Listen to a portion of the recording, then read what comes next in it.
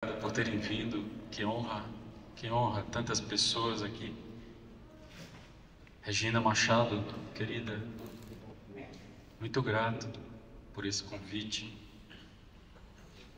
por isso tudo que temos vivido ultimamente. A gente tem se encontrado de vez em quando e conversado, umas conversas que ficam muito importantes para mim. Dani, querida, grato pela paciência comigo. Eu que agradeço, com a paciência comigo. Tem tempos que a vida fica meio nomádica e eu não me acho muito nela. Muito obrigado, seu nome é Francine, por essa tradução. E hoje é o tema das águas. E não é bem o tema da nossa conversa, é um encantamento, está mais ligado à ideia do encantamento da criança, da infância e dessa força de relação com a vida que a criança tem, né?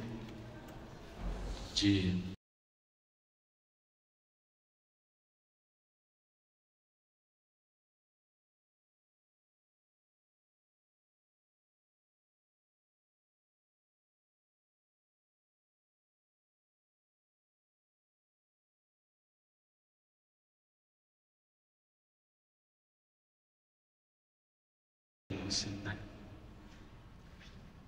Mas eu quero agradecer ao Sesc por ter escolhido essa sala das baleias.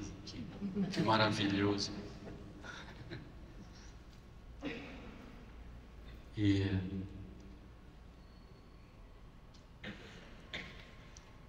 Mas talvez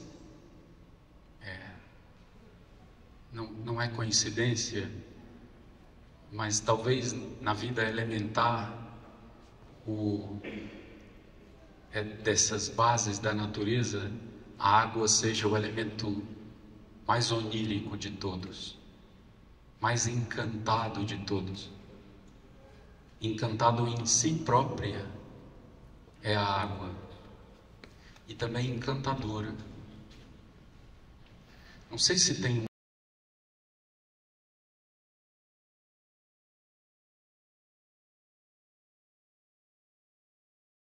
os elementos compreendem o rodopio, o redemoinho, e tem isso na sua linguagem. Mas a água, por excelência, é uma dobra sobre si. E tão basal esse elemento que na plástica da vida ele é imprescindível, né? Para que a vida tenha plástica e viva a sua metamorfose contínua. Então a vida só se dobra sobre si e os seres só nascem desse redemoinho como os embriões, como os feijões, como as samambaias, como tudo que nasce, vem desse redemoinho, né? E o elemento que dá sustentação para isso é a água. Na Terra, nos seres do planeta, né? E esse redemoinho, ele é cósmico, ele se expande. E a água é esse espelho do cosmos, né? Talvez até um olho da Terra que vê o cosmos e traz para si, né? Tudo que a gente vê, a gente traz para si. É assim que os fenomenólogos dizem, os neurocientistas também. Aquilo que a gente vê, a gente integra no nosso senso de corporeidade. E quanto mais a gente se aproxima daquilo que a gente vê, mais a gente integra aquilo ao nosso senso de eu, né? De existência. E a água é esse espelho integrador. Ela o tempo todo vê o cosmos. E eu acho que na Terra ela é o único elemento capaz de dançar como dança o cosmos. É o único que é capaz de fazer mímese das marés do cosmos. E em cada ser individual ela também faz esse movimento. Então, assim, na embriologia, né, quando se forma a primeira célula e essa célula vive um processo de se dobrar, ela faz um redemoinho dentro de si, se brastula, ela cria compartimentos para o nascimento dos órgãos. Quando ela faz esse redemoinho, assenta-se nela o que os embriologistas chamam de linha primitiva. No meio delas, uma linha, que dessa linha nasce o sulco neural, a coluna vertebral, todo esse aparelho de deglutir e falar. Se instaura ali, parece assim a pista de pouso, né, da consciência.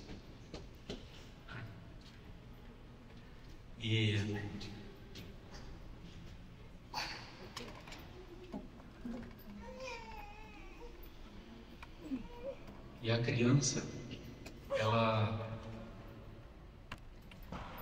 começa a ser gestada nesse sonho em que numa ponta é o nascimento desse primeiro sulco neural e na outra ponta é a placenta.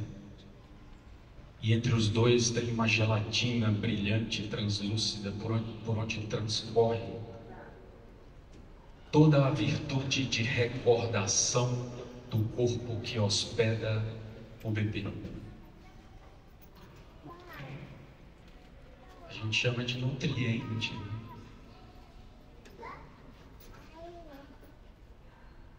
Mas é uma virtude antiga, de memória profunda da vida. E o cordão umbilical é esse sinal de transcendência do nosso corpo, no bebê. Ele mira a luz na cumieira.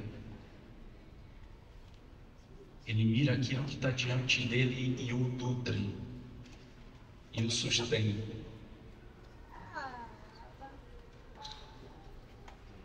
E depois que a gente nasce, os cabalistas chamam isso da primeira ferida, que está no centro do nosso corpo. É o vórtice da nossa. Os guaranis chamam de Angá-Mirim, a pequena alma água, o umbigo. E essa pequena alma água é a letra U. Como a gente é nihilista e cínico quando trabalha com a alfabetização das crianças, né? O nosso alfabeto é só gráfico. As letras não são espíritos. A gente já entrega para a criança a entrada no mundo da leitura e da escrita decaída da força vital. Não tem espírito nas letras. Para a linguística moderna, o som é um detalhe. Para a linguística das tradições orais, o som, ele é uma primordialidade que sustenta a multiplicidade de significados que uma palavra possa ter. Mas ele é pré-significado, ele é pré-linguagem, ou melhor dizendo, ele é pré-língua, ele é linguagem.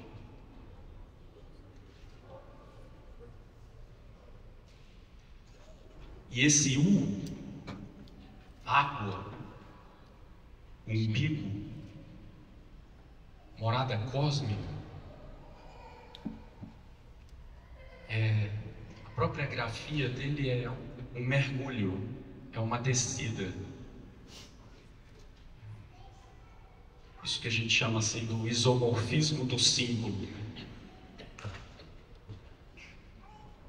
Aquilo que é sonorizado, o que é dito, ou a imagem que surge, ela imediatamente ganha uma forma gráfica, que é da natureza daquela expressão. A forma gráfica não é um detalhe da força da expressão. Eles estão acoplados. A forma gráfica é uma emanação espiritual do símbolo.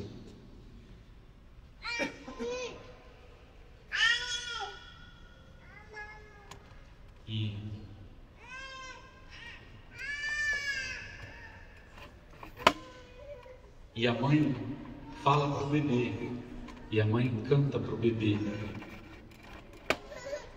E essa fala e esse canto ressona no bebê antes dele desenvolver a audição. É uma ressonância cartilaginosa, que ela se propaga dos ossos da mãe, da bacia, da coluna vertebral, das partes duras da mãe, e entra no líquido amniótico e ganha uma especificidade sonora, se aveluda, se arredonda nesse líquido e vibra no bebê. No Ocidente se costuma dizer assim que o canto das sereias é só uma perdição ou um envolvimento do herói para que ele se envolva consigo próprio e com seu ego. Ulisses foi avisado pela feiticeira das ervas de que ele podia ouvir o canto, para ele não fugir do canto. Pediu que os marinheiros colocassem um placedo de cera nos ouvidos para não serem fisgados também. E disse para que eles amarrassem a Ulisses no mastro. E quanto mais ele pedisse para ser solto, mais elas apertariam. Então Circe disse: não foge do som, investiga esse som. Interessante esse interesse dos gregos pelo som. Surge em muitos pontos. Uma ciência poética. Mas aí Ulisses começa a ouvir o canto e pede para ser solto. E as sereias, elas moram numa ilha em que tem carcaças, peles e ossos de marinheiros que não resistiram àquele canto. E Ulisses pede para os marinheiros soltarem, mas eles apertam ele ainda mais e vai embora. Mas o que as sereias dizem é muito curtinho na Odisseia. Elas dizem assim: Ulisses, fica aqui, fica, que a gente vai contar para ti tudo o que aconteceu em Troia, que ele estava vindo de Troia, 10 anos de guerra, mas ele viu partes da guerra. Ele queria saber da morte de Aquiles, o semideus guerreiro. E aí disseram mais. E também a gente vai contar para ti tudo o que se passou na terra nutrícia, na terra de Ulisses. E é engraçado que as traduções os estudos do mito vão dizer que Ulisses estava envolvido com o ego dele. O Ocidente entrou assim, nesse negócio do ego e as sereias. Mas se a gente olha para o canto da mãe, e como ela chama o bebê, né? Mesmo no drama de uma gestação, a mãe procura espaços de algum espaço de livramento e saúde psíquica e procura de algum modo cantar para o seu bebê, chamar o seu bebê, conversar com o seu bebê. E esse canto é sempre de uma boa nova, é sempre uma anunciação. Vem para cá. Vem que a gente te quer aqui. Mesmo eu não querendo tanto, eu vou dar um jeito de te querer. Vem para cá. Nós estamos lascados aqui fora para te receber, mas vem que a gente dá um jeito.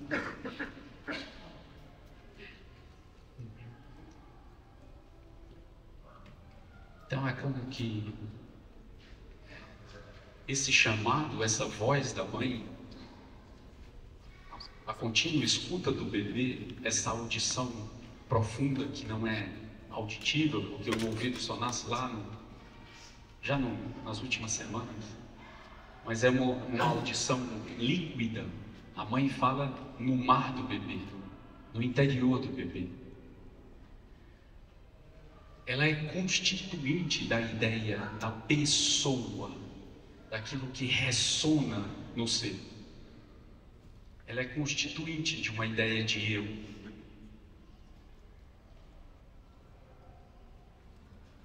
A Ilha das Sereias é um banco de célula-tronco, osso e pele. Ulisses, para ouvir, ele teve que ser mais preso ao mastro, mais chamado ao seu centro, à sua coluna vertebral. Se usavam os coelhos para envolver os bebês quando nasciam. Coesão.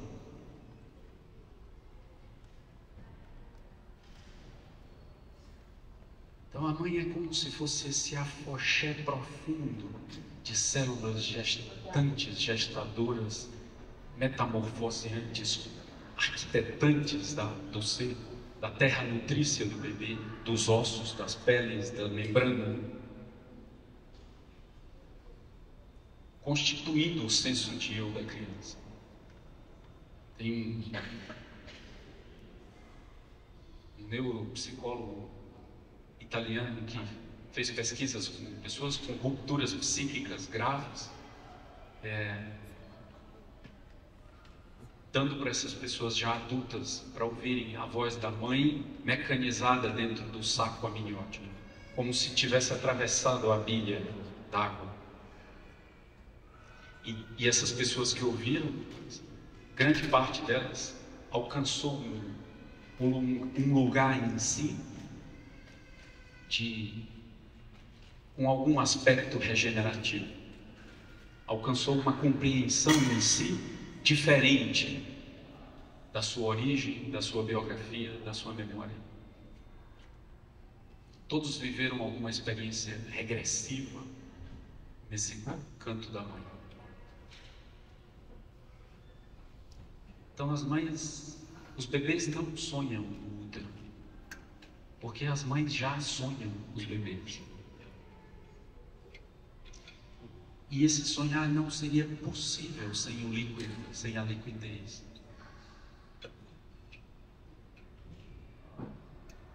O canto da mãe até mesmo talvez sensibiliza as membranas do saco amniótico e abram isso para um oceano.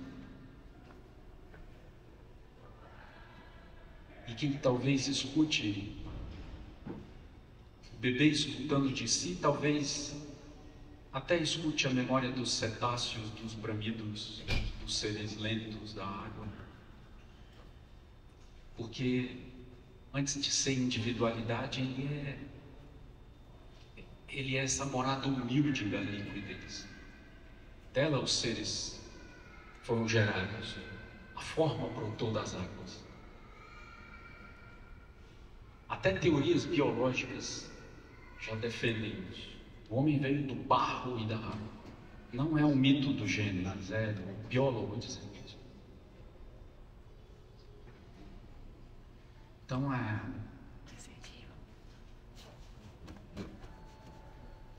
ela é esse sonho de uma totalidade que, na sua força, tem a virtualidade, a potência de de toda a linguagem, que aos poucos vai decaindo para a língua, vai decaindo para a forma individual. Da grande água brotam pequenas dobras, pequenos redemoinhos que são as formas do mundo, dos seres, das pessoas, das criaturas.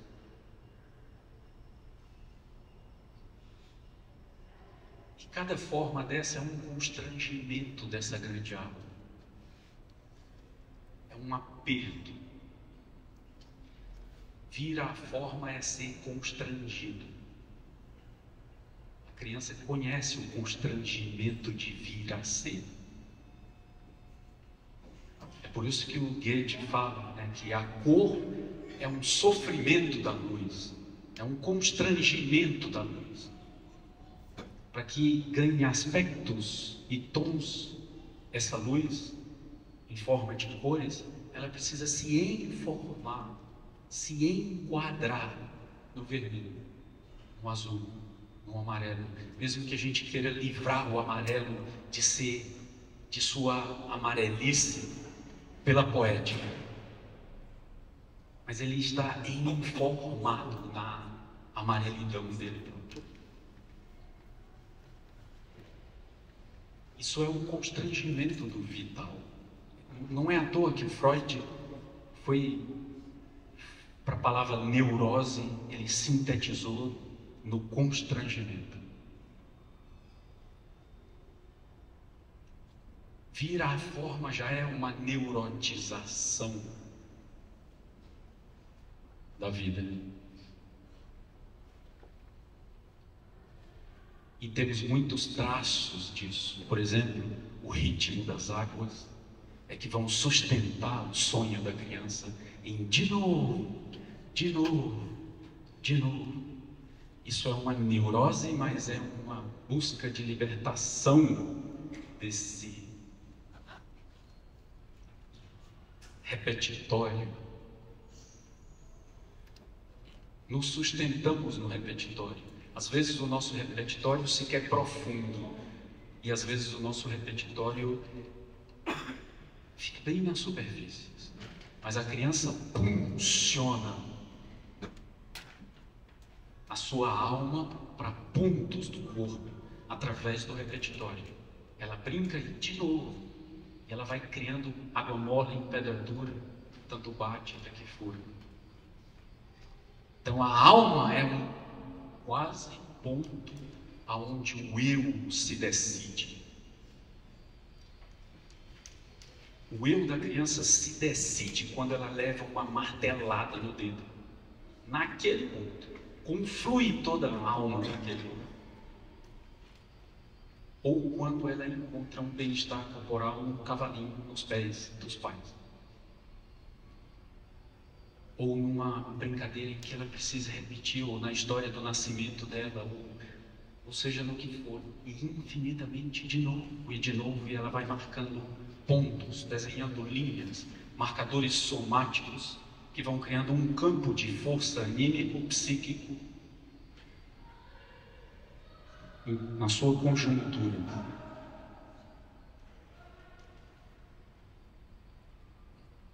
O de novo é como a água se quebrando em ondas na consciência da criança, chamando esse ritmo. Que pode ser neurotizante ou pode ser serotonizante, liberador. Mas no fundo essa rítmica, esse repetitório, é sempre uma conexão mais profunda, ou um apaziguamento com o cosmos, com o vital. Até os psicopatas, na sua rítmica delineada de um crime brutal, procuram uma reconciliação através dessa rítmica com o vital. A rítmica, no fundo, é uma reconciliação, um desejo dela. O constrangimento não é pequeno. Por isso o elemento água trabalha para exarar, para abrir, para amanhar, para amolecer. A criança sonha pelas águas pondo o mundo de molho, pondo as coisas no seu amolecimento, na sua molência, para que ela encontre curso.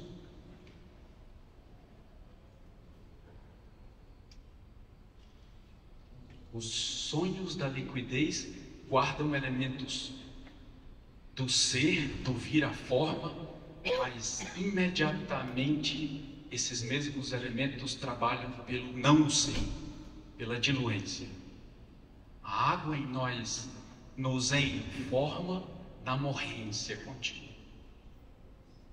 Então, a educação, as neurociências, as psicologias, todos trabalham pela constituição da criança, pela individualização ou individuação, se a gente quer dizer uma palavra melhor assim, da criança.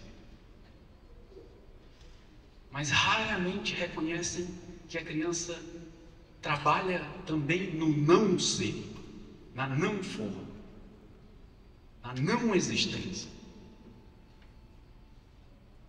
A gente vive uma sociedade hipercomunicativa e cada vez mais nascem crianças não comunicativas,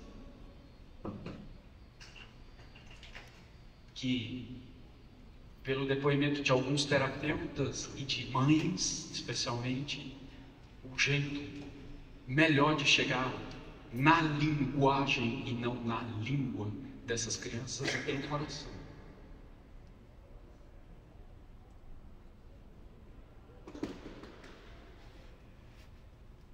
Parece aquela coisa que dos dois comportamentos da vida imaginária, né? Um que se quer na forma, na poesia, na narrativa, na ciência, nas artes, quer ser, quer vir à luz, quer ser forma, no sonho que a gente tem à noite. E um outro comportamento em que a imaginação é incrustada na eternidade da matéria. Ela vive o êxodo da luz, a ascese da duração. Bachelard chama isso de uma flor negra incrustada na matéria, que não se deu a forma, não se deu a luz, é muito lento.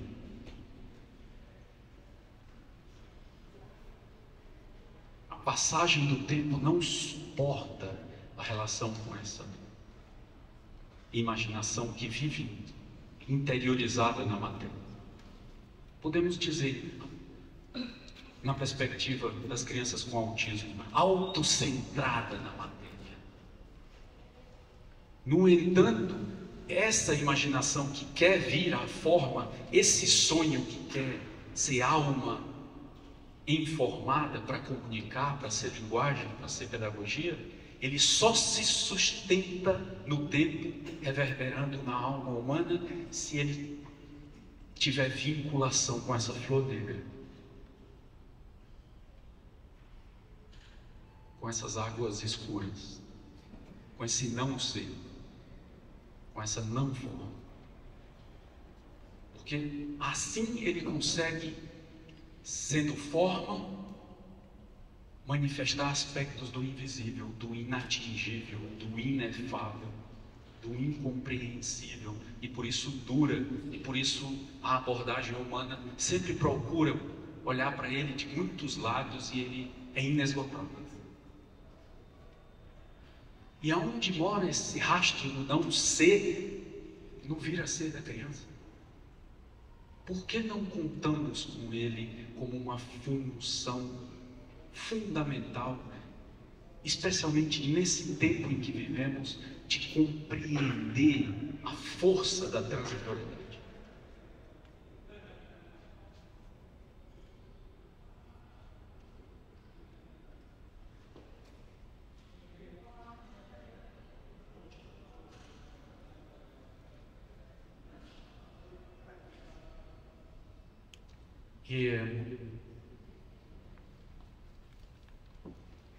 Nesse mesmo sentido, parece que depois que a criança nasce, especialmente numa cultura escrita, a gente enrola o cordão umbilical e entrega para elas. Ariadiniza o cordão umbilical e entrega para ela. Ou pelo menos deveria, né? Dá um novelo e fala assim: eis o labirinto. Estamos dentro dele, numa vida simbiótica, seres dentro de seres. A gente se olha assim e se acha bonito, mas se a gente se olhasse microscopicamente, a gente é uma fauna aqui, nas sobrancelhas, dentro e fora. Então a forma está se auto-engolindo e está tudo nesse mundo, nesse mar de linhas da forma. Está tudo dentro de tudo. E será que há escape da forma? Essa é a pergunta dos místicos. A gente vai viver eternamente nesse labirinto como filhos de Dédalo, incríveis arquitetos de dobras, mas que não conseguiram nunca sair de dentro. Dédalo não sabia sair de dentro de seus labirintos. Por isso ele construiu asas para o filho, para ele sair voando.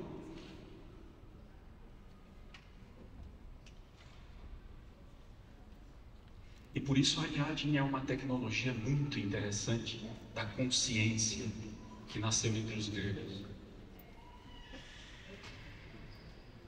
Acho que um rito de passagem do final da primeira infância para o começo disso que a gente chama de ensino fundamental deveria ser as crianças atravessarem um labirinto e do outro lado elas receberem um novelo da escrita. Aprender a ler e a escrever como uma entrada no mundo de linhas da forma. Antes de aprender a ler e a escrever, as crianças precisam estudar a forma da vida material. Os tecidos, que são linhas, como chamam os anatomistas internos, as linhas externas, que são marcas do tempo, são pulsões do tempo, são de novo, e de novo, e de novo, e a gente vai sendo tatuado pelo tempo. E são as linhas das plantas, as linhas das árvores, das pedras. E talvez aí elas compreenderiam a palavra como um lugar dessa vida formal, como um modo de se relacionar com essa vida formal, como um acesso, uma porta ao labirinto dessa linguagem profunda que é o campo da vida. Mas a gente está inscrita como um negócio apartado de tudo isso, sem espírito, sem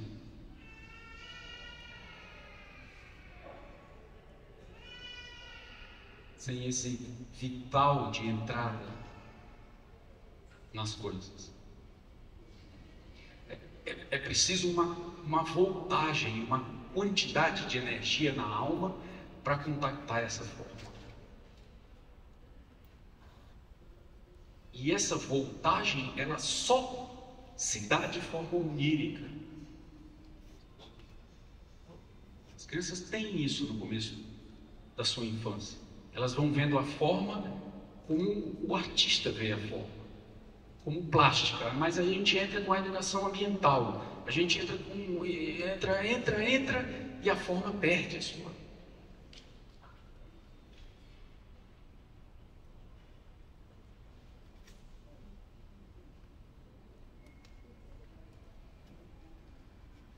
Então, o mundo formal, ele foi feito de luz e sol, de água e sol, água e luz. As linhas todas dos seres, as nossas linhas conjuntivas, em fotografias, em nanofotografias, os nossos ossos são movimentos de redenção, movimentos líquidos, que vão transformando esse gelatinoso em osso. Luz e água, sol e água. E o bebê já no comecinho, 3, 4 meses de idade, ele volta tira o seu ritmo da acoplagem materna e se liga à luz do sol. E aí passa a ritmar a partir dessa luz. E essa luz é que vai continuar o processo constitutivo desse ser que é líquido. Na medicina Ayurveda, os bebês são líquidos. Aí depois de uma certa idade, entram nos biotipos específicos. Mas enquanto o bebê é água, acho que Kapha é o nome disso. Ele vai se matizando, se tigrando pela luz, entrando no mundo da forma, descortinando a matéria. É um arroio. A forma é um grande rio do vital. Mas ele vai atravessar a forma e escapar dela. Tem trampolins para o vital. Os místicos procuraram isso a vida inteira. Qual é o trampolim para se sair do labirinto? Da forma.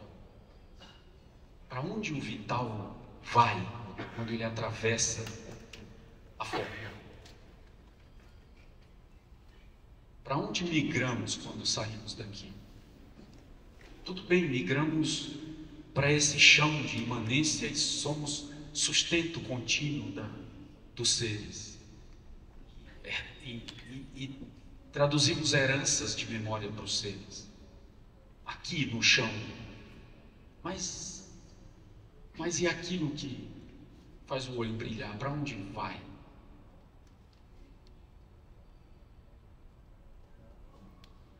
Então esse livro ele tem uma discussão grande sobre mística, não para falar que a criança quando brinca ela entra em transes místicos,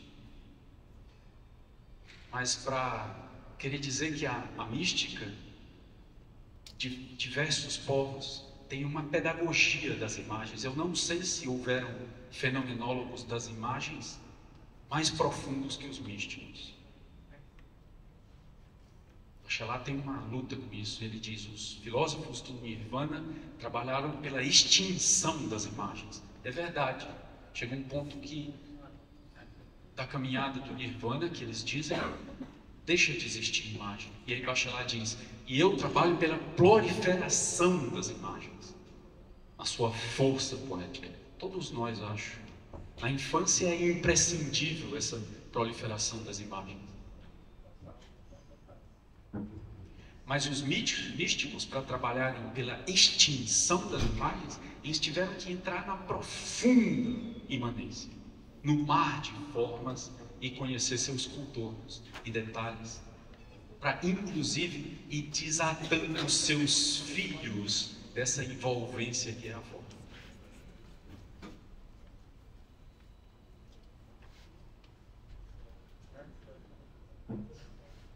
Mas isso não é assim só, assim que o cara resolveu ser místico. Isso é uma pulsão da alma.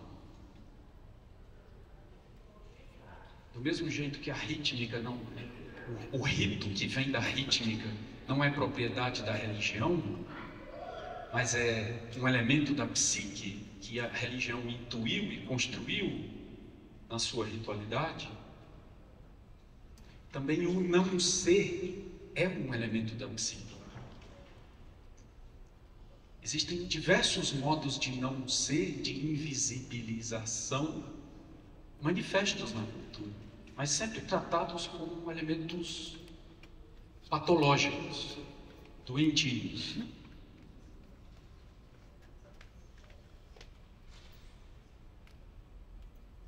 Mas a criança habita esse anseio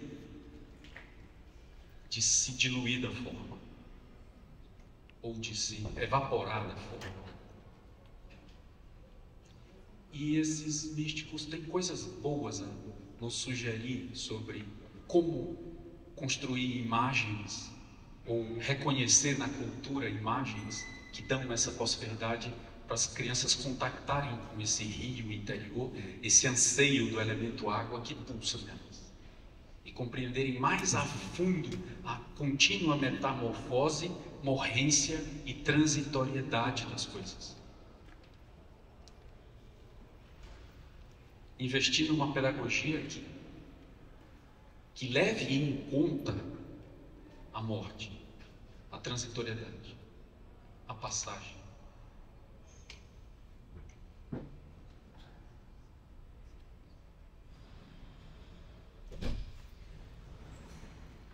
E essas águas, de um modo geral, nesse estudo, são mais escuras, são mais densas,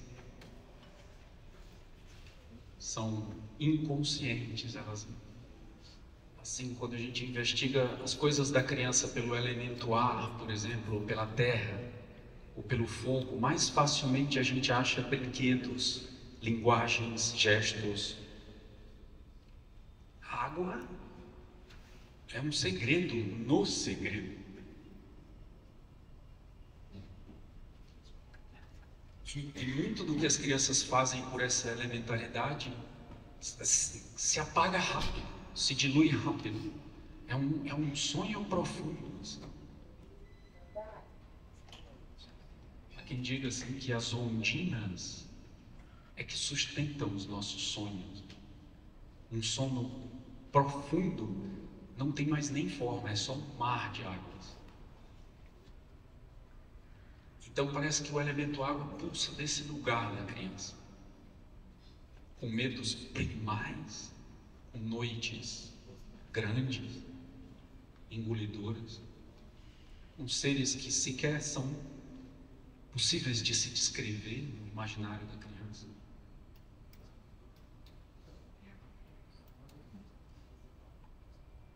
Então é um elemento muito simples e por sua simplicidade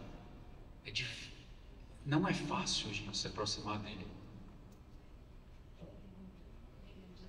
Ele está na liquidez do corpo da criança. E essa liquidez fala, mas ela fala segredada.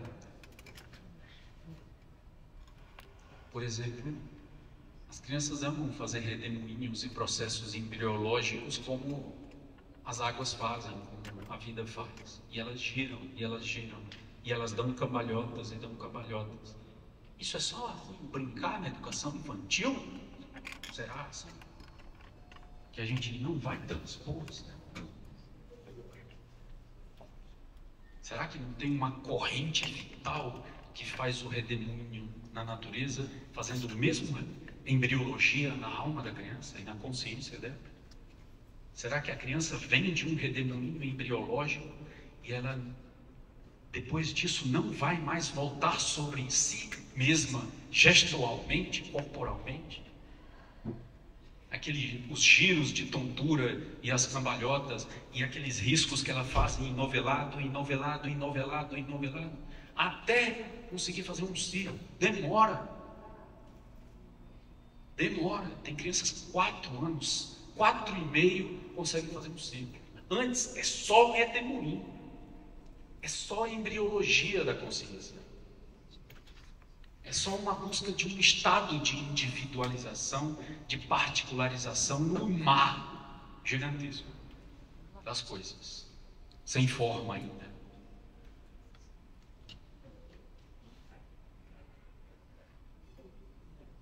A água, ela mora silenciosa nesses lugares. É um sonho, é um encantamento fisiológico. E é difícil a gente ver sonho na fisiologia. Assim.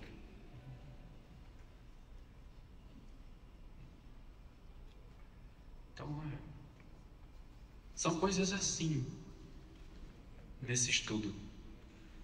E não sei se isso é para a infância e isso será para as pessoas que estudam infância, mas aonde alguma coisa eu aprendi do sonhar, ainda pequena, foi com o elemento água. ainda inicial.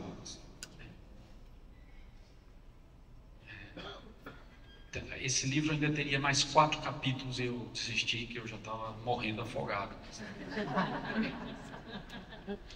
Mas aí, quando eu cheguei no último capítulo, que são as águas claras, porque se a gente se atém às águas claras da criança, é muito bonito e poético, mas isso não são as águas, são um aspecto delas.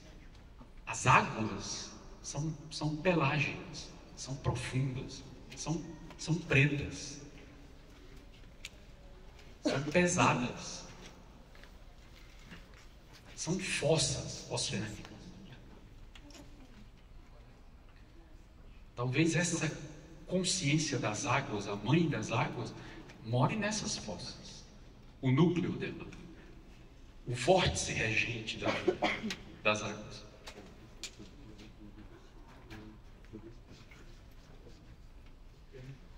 E claro, a gente pode chegar no refrigério das águas claras, mas para que elas sejam realmente refrigérios é preciso entrar na moenda do rio. O rio é um moinho que pega pedras e vai arredondando no seu curso, mas até chegar nesse arredondamento são encontros líticos.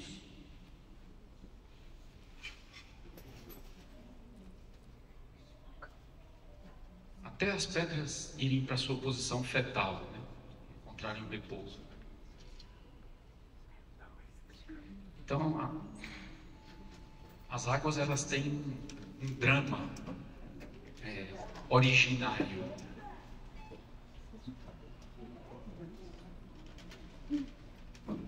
Elas assumiram a responsabilidade de psicologizarem os seres.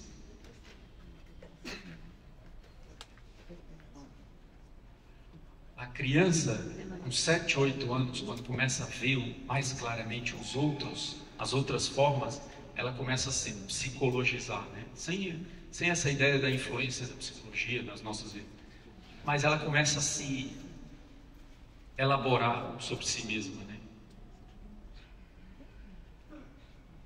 Então, tem uma medicina chamada esparginismo, que eles vão colher da planta uma essência que, para além da psicologia da planta, uma quinta essência da planta para tratar as pessoas, porque, por exemplo, no princípio ativo, a seiva da planta contém aspectos da psique da planta, da psicologia da planta, do constrangimento de ser planta.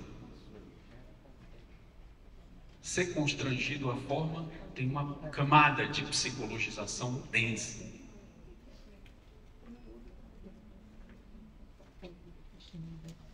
Então a água assumiu essa responsabilidade de dar para os seres a base para eles virem a isso. Ela é humilde, né? Ela não fica, eu aqui estou fazendo aqui o bebê. Ela é só uma entrega para os seres serem. Então entrar por ela é uma travessia.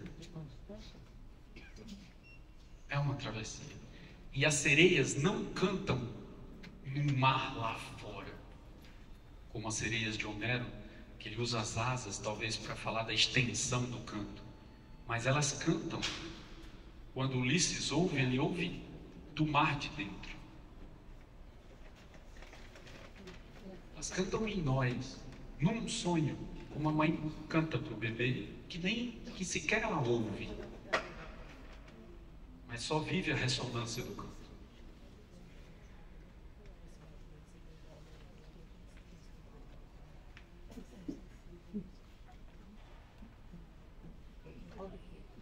Nas águas claras tem muitas coisas interessantes também, como por exemplo a extensão, a beira da praia, e aspectos da nossa neurologia, o feromônio das algas, e uma região do tronco encefálico que tem capacidade de capturar aquele hormônio marinho que atua no nosso senso de abstração. Abstração diferente de imaginação, né? Ou talvez uma imaginação geométrica, né?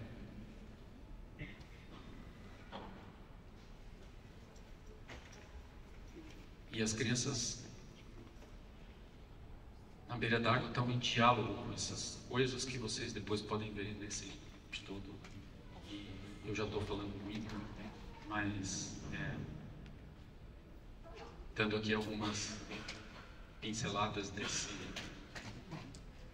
dessas possibilidades de entrada para investigar a criança em contato com essa vida líquida, plástica,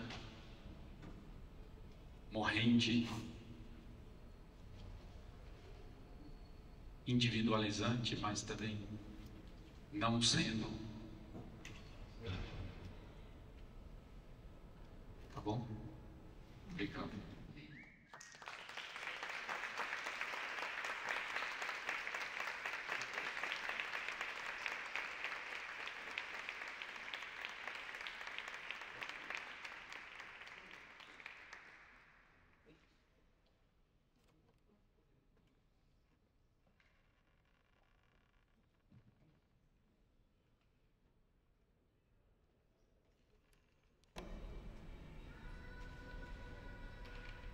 Como que eu consigo observar isso? Assim, quais são...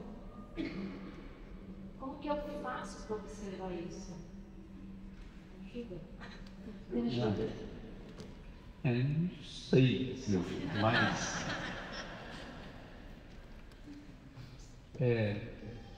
mas eu acredito que isso é um estado de consciência que a gente precisa, de algum modo, ir aprendendo a acessar. Dá para chamar de estado de consciência? Sim, tem uma coisa interessante no bebês, quando eles, com 15 dias de nascido, por exemplo, ele começa a focar. É muito interessante, assim, que ele vê assim, o pai e a mãe de perto, alguns centímetros de distância. A primeira vez que ele consegue ver a imagem, assim, focada da mãe e o pai, aquele movimento corporal desordenado, assim, quando ele vê aquilo, o corpo suspende. E aquela desordenação para e ele se inunda na cabeça. Como uma epifania assim, que surge. E ali, na neurologia do bebê, não tem nenhum recurso de análise. É só atenção. A gente confunde, foi confundido, e ainda hoje confunde as crianças no Ocidente, de que a atenção é análise. Mas análise é déficit de atenção. É perda da atenção, é colonização do que se dá para a gente, do que surge. A atenção ela é cônica, ela é um gesto da água, ela é redonda. A água na natureza, onde ela pode pousar, ela se porta arredondada. Os orvalhos, por exemplo. Ou nos rios, quando ela é helicoidal, ou rodemoinhos, as gotas das neves, ou da chuva. Então, a atenção ela é uma hospitalidade, ela é uma mímese. Os seres que se mimetizam na natureza, tem uma biologia hoje já falando disso, né? Não é só aquele negócio ali de adaptação, de se defender, mas é um interesse, é um eros, é um interesse vivo no outro, de tal modo que eu vou me mimetizando no jeito daquele outro ser, para que eu o acolho melhor. acolha melhor, para que ele seja mais ele em mim. Então, o bebê, ele é um fenomenólogo. Ele ainda não se apropriou da análise. Ele já está em contato com a análise, porque a cultura que a gente vive usa a língua com as crianças. Mas o bebê está muito mais próximo da contemplação do que da análise. Porque a maturação da atenção, ela não vai para a análise, ela vai para a contemplação. Um grau profundo de atenção, ele é contemplativo.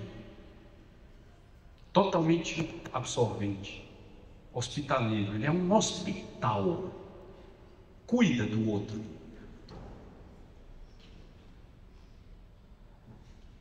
E as crianças têm essa capacidade da epifania, essa qualidade do fenômeno ser epifania, ser um surgimento luminoso. Ela pressente a aura do fenômeno. O fenômeno não é só aquilo que está se dando como um elemento formal, diante dela se movimenta. O fenômeno é acompanhado. A criança pressente esse acompanhamento do fenômeno, que trouxe o fenômeno até ali, o sopro que manifestou aqui. Certo? É uma heresia platônica, né? A filosofia desconfia disso, a moderna. Mas isso é estado de consciência. Isso é uma escuta mitológica para as coisas. E a gente tem que achar modos de desenvolver isso. Tem muitos. Mas são práticas trabalhosas, né? São disciplinas. Estudos. A gente precisa ali naquilo anos a fio, né? E adquirindo modos de estar nas coisas com essa hospitalidade. E toda a nossa pedagogia é analítica, é do julgamento, é da avaliação, né? E o tempo todo trazendo as crianças para essa coisa. O próprio modo como a gente oferece a escuta, a escrita, ela já é analítica, por natureza. O modo como a gente oferece a leitura, ela já é toda analítica.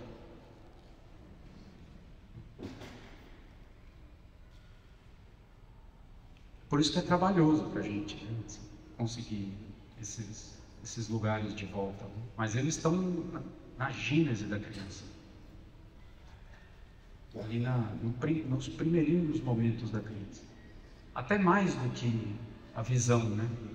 Um bebê que ainda, por exemplo, piquititinho, que ainda não vê, quando a mãe canta os acalantos, por exemplo, essas noites, né, de apacentar, de trazer para um centro,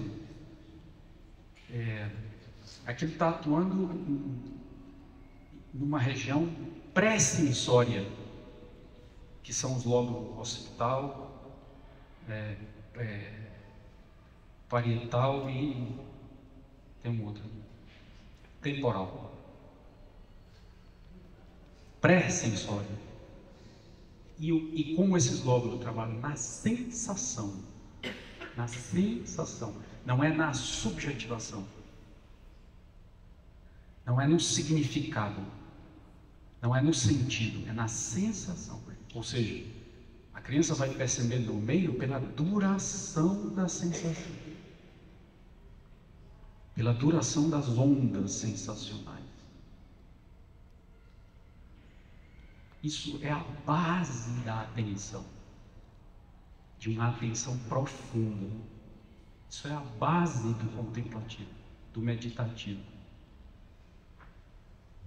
Que a gente rápido vai arrancando os bebês desse negócio.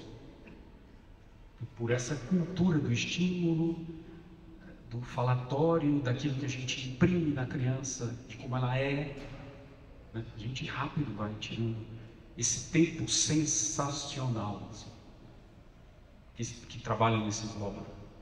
Eles estão relacionados diretamente à mielinização. Não vamos entrar nisso, mas assim,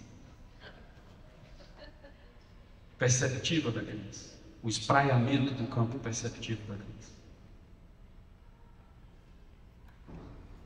E isso está ligado a duas. A imaginação material, aquela que ainda não é forma.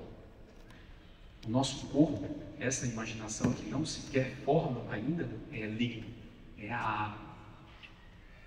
Ela atua no elemento água.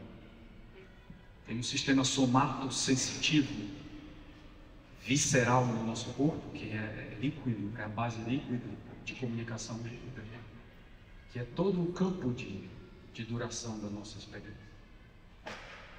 Bom dia a todas, todos, todes. Gandhi, você sempre me emociona demais, me inspira muito. E aí agora ouvindo você falar mais a respeito do canto, né, da mãe que canta para o bebê, essa sensorialidade, a vibração, e vendo também, admirando o trabalho dos tradutores em Libras, eu fiquei com vontade da gente refletir junto no caso das crianças, dos bebês que não ouvem. Está ligado àquela ideia de uma psicoacústica do eu, de um som que ressoa ali, no gestativo e depois do nascimento. As crianças que não ouvem vão pela ressonância das coisas, né? E não pelo som das coisas. Elas são muito mais atentas à ressonância, né? E até mesmo assim, eu já fiz alguns trabalhos de escuta com crianças que são surdas, outras cegas, outras, né? E muitas delas têm interesse na caixa vibracional das coisas, nos ocos das coisas. Alguém cantando e vem e põe a mão, ou os instrumentos, né? Então talvez não tenha essa tonalidade sonora, mas nem por isso deixa de ter a imagem do tom. Vou inverter aqui para conseguir dizer melhor isso. Crianças cegas de nascença sonham, geram imagens, não visuais, mas auditivas, gustativas, táteis. O sonho acontece inteiro, assim, pesadelos, vários tipos de sonho. Mas a descrição, porque o córtex visual não está, né, não existe, está atrofiado, e o ouvido, o que sobrou dele, o ouvido tomou conta, o córtex auditivo. Então as imagens são todas auditivas, táteis, gustativa menos, mas também. Então descreve um sonho por isso. Estava voando no mar, caí no mar, e era mar porque a água era muito salgada. E a onda me jogou na terra, eu me arreguei todo, me levantei, tinha um muro de pedra, e eu passei a mão que era pedra grossa. Então, assim, imagens. Então, quando a gente fala em imagem, a gente, por ser impregnado da visualidade, assim, né? Nós somos seres da visão, quem enxerga, quem é vidente, como dizem, né? Mas as imagens não são visuais apenas, né? Então, as crianças que não ouvem têm um campo gestual para ler, uma emanação de afeto do gestual, uma emanação de afeto do facial, né? Que é algo que a nossa neurologia escolheu com muita precisão em relação a todo o corpo. Então a gente tem um inato para ler face, mas a gente não tem um inato para ler braço, para ler perna, para limão, mas para face a gente tem um aparelho específico na nossa neurologia, que é o campo do afeto, da troca, do significante. Outras sensibilidades vão se aprimorando. Mas aonde fica esse tom, aonde fica essa psicoacústica do eu, né, nessas crianças? Esse senso de eu, né, que se formulou no acústico, né, pelo acústico. Todos nós temos um tom, né, temos um timbre, né, e todos nós respondemos a tons e timbres com mais ou menos afinidade. Então talvez esteja ainda mais impregnado na corporeidade dele, né? Por não estar no externo para eles, essas tonalidades, mas está no celular, no ósseo, membranário deles, pela acústica materna, constituindo aquele corpo. A voz da mãe é como que um afoxé, emitindo camadas de vida para a constituição do embrião. Quem sabe um dia a neurologia chegue nesse afoxé?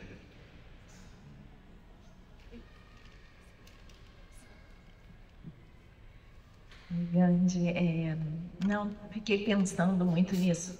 Você até está falando agora, né, sobre esse sentido da audição, né, dessa escuta mais mítica.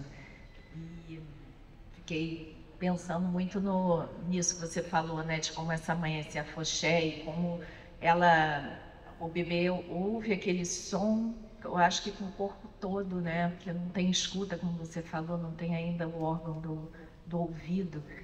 E é como se ele ouvisse um som num lugar muito primordial, quase na interface entre a forma e a não forma, né, que você estava falando. E como a palavra, ela tem esses gaps de silêncio, né, que fazem a palavra, e a gente perde esses gaps que são, na verdade, os construidores da próxima letra, da próxima letra. E aí fiquei pensando muito no mantra, que é uma palavra que não deve ter som, exatamente para que quando você possa meditar, você possa talvez chegar nessas águas bem escuras, né? Até chegar a essa fonte de águas, né? Esse lugar onde tudo nasce. Então, eu achei isso bem bonito, assim, desse lugar dessa não forma, né? Como eu acho que é o sentido que consegue chegar nesse lugar, talvez. É interessante isso, assim, que parece que existe um som na natureza que não é auditivo, né? Por exemplo, os planetas têm sons, mas esses que a gente ouve aí na internet são mecanizados, né? Não é propriamente o som do planeta, porque não tem um oxigênio para o som se propagar. Então ele não é audível, mas ele é um som. Do mesmo modo que na nossa interioridade tem um som advindo dessa corrente vital. Então ele é formador. O som e as águas são muito íntimos, né? Não é à toa que quando o canto surge nas mitologias, ele está ligado às águas, né? Na sua maioria, né? Porque, claro, tem as musas e tem outros cantos, mas assim, na multiplicidade de povos, assim, o canto ele predomina surgente das fontes, das iaras, das sereias, dos seres da liquidez. Então tem essa intimidade assim, de um trabalhando junto com o outro na formulação da vida.